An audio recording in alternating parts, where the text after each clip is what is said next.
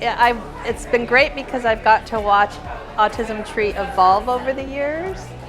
And I think one of the most meaningful things for me too is seeing the heart-to-heart connection with families, and to watch these kids grow from little itty-bitties that are now in their 20s that have been a part of this foundation for a really long time, and to see their growth and development and how they pay it forward to the next family. It's a community of really that human connection and supporting each other.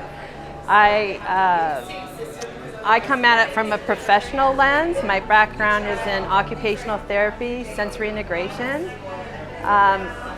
So it's been a great organization for me too to really get a deeper understanding and a bigger breadth of this neurodiversity and autism community, and I learn as much from them as they learn from me. And it's also a great place to connect with other professionals, to really sit down and have deep conversations with families, what's important to them.